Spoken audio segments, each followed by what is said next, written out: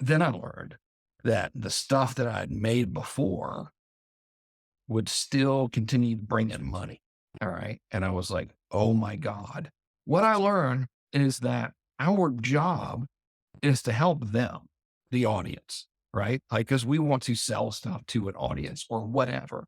And the more content, 'cause I analyzed everything, like I could do that. I go down rabbit holes like crazy. So I analyzed every little piece of content. And I realized all the stuff that just talked about them, the audience, and talked about how they could get what they want and didn't talk about me at all. Just was like, hey, man, here's how to do one thing. All that stuff worked. All right. And then the stuff when I like tried to be cool and would show fancy cars or whatever, that did not work. And what it showed me was that me, you, us, we're irrelevant, right? We don't really count in this branding thing. Everything that we do is actually about them. And so when I realized that, and when I realized that the more that I help them, the more that they're going to be magnetically attracted to my offers and to me without me even saying, like, hey, go buy this.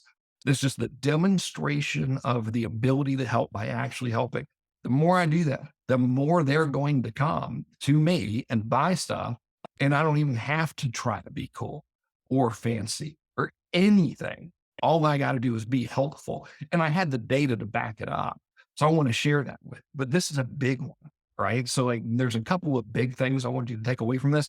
That's one of them is that the fear of perfection and the fear of judgment is normal and we don't count. We really don't matter in this equation. We're building a personal brand, but the foundation of that brand is just the help we give to them. And that's all it is. It has nothing to do with like whether or not we're cool or how many followers we have, what kind of car we have. For me, that was very liberating because I was like, okay, if I truly believe that what goes around comes around and I've experienced it because I had this data, right? Like I know I looked at my sales stats. And again, every time I had a big spike in revenue, it correlated with every time I was just giving away content.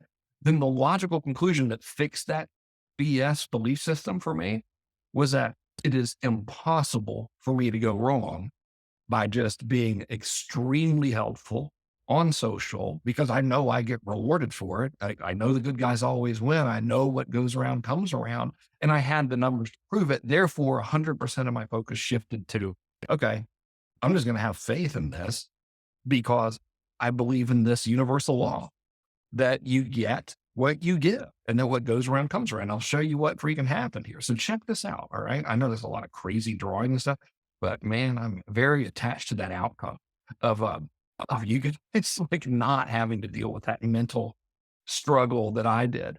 So here's what I discovered. All right. Here we are, 2023. Remember earlier, I said the post that you make today can continue to pay you tomorrow. So this is a random snapshot from August 1st through December 1st of December 2022, last year. This is for my book fund, FrankKernBook.com. Dude, I haven't promoted FrankKernBook.com in years. This revenue is coming from posts that were made in 2018. All right.